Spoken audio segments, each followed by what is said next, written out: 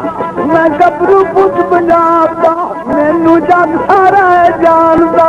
पंजाबी लोक मौसीकी दी पहचान महान गायक आलम लोहार जी दी अज 45वीं बरसी मनाई जा रही है। आलम लोहार होरां दा जन्म 1 मार्च 1928 ਨੂੰ गुजरात ਦੇ ਲਾਗੇ तहसील ਖਾਰੀਆਂ ਦੇ ਪਿੰਡ ਆਛ ਵਿੱਚ ਹੋਇਆ। ਉਹਨਾਂ ਆਪਣੀ ਮੁੱਢਲੀ ਉਮਰੇ ਤਸੱਵੁਫ ਤੇ ਇਸ਼ਕੇ ਹਕੀਕੀ ਨਾਲ ਲੌ ਲਾਈ ਤੇ ਸੂਫੀਆਨਾ ਤੇ ਨਾਤੀਆ ਕਲਾਮ ਪੜ੍ਹਨੇ ਸ਼ੁਰੂ ਕਰ ਦਿੱਤੇ। ਬੜੇ ਘੱਟ ਸਮੇਂ 'ਚ ਉਹਨਾਂ ਦੀ ਸ਼ੋਹਰਤ ਪਿੰਡ ਦੀਆਂ ਹੱਦਾਂ 'ਚੋਂ ਨਿਕਲ ਕੇ ਪੂਰੇ ਪੰਜਾਬ 'ਚ ਫੈਲ ਗਈ। ਉਹਨਾਂ ਸੈਫੁਲ ਮਲੂਕ, ਮਿਰਜ਼ਾ ਸਾਹਿਬਾਂ, ਹੀਰ ਵਾਰਿਸ ਸ਼ਾਹ ਸਣੇ ਪੰਜਾਬ ਦੀਆਂ ਸਭੇ ਲੋਕ ਦਾਸਤਾਨਾਂ ਆਪਣੇ ਖਾਸ ਰੰਗ 'ਚ ਪੇਸ਼ ਕੀਤੀਆਂ, ਜਿਨ੍ਹਾਂ ਨੂੰ ਪੰਜਾਬ ਦੇ ਲੋਕਾਂ ਖੂਬ ਪਸੰਦ ਕੀਤਾ।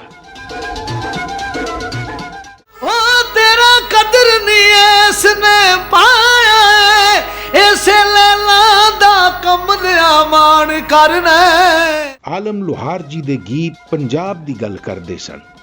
ਉਹਨਾਂ ਦੀ ਗਾਇਕੀ 5 ਦਰਿਆਵਾਂ ਦੀ ਧਰਤੀ ਦਾ ਆਲ ਦੁਆਲਾ ਨਾਲ ਲੈ ਕੇ ਅਗਾਂਹ ਟੁਰਦੀ। ਇੰਜ ਲੱਗਦਾ ਜਿਵੇਂ ਇਸ ਗਾਇਕੀ 'ਚ ਪੂਰੇ ਪੰਜਾਬ ਦਾ ਮੰਜ਼ਰ ਖਿੱਚਿਆ ਹੋਇਆ ਹੈ। ਪੰਜਾਬ ਦੀਆਂ ਕਦਰਾਂ ਤੇ ਸਮਾਜ ਦੀਆਂ ਰੀਤਾਂ ਉਹਨਾਂ ਦੀ ਗਾਇਕੀ ਦਾ ਇਹ ਖਾਸ ਰੰਗ ਸੀ ਕਿ ਉਹ ਜਦ ਕੋਈ ਗੀਤ ਜਾਂ ਦਾਸਤਾਨ ਪੇਸ਼ ਕਰਦੇ ਤੇ ਆਪ ਉਸ ਦਾ ਹਿੱਸਾ ਬਣ ਜਾਂਦੇ।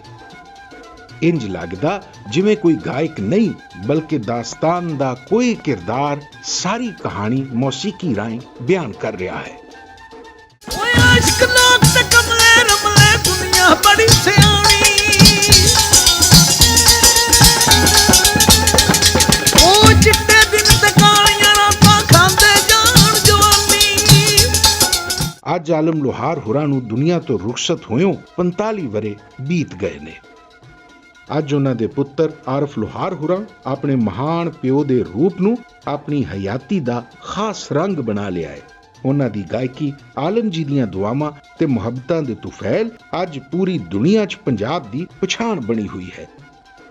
ਆਰਫ ਲੋਹਾਰ ਉਸ ਮਹਾਨ ਪਿਓ ਦੇ ਪੁੱਤਰ ਹਨ ਜਿਸ ਨੇ ਪੰਜਾਬ ਦੀ ਰਹਿਤਲ ਤੇ ਗਾਇਕੀ ਪੂਰੀ ਦੁਨੀਆ 'ਚ ਮੁਤਾਰਫ ਕਰਵਾਈ।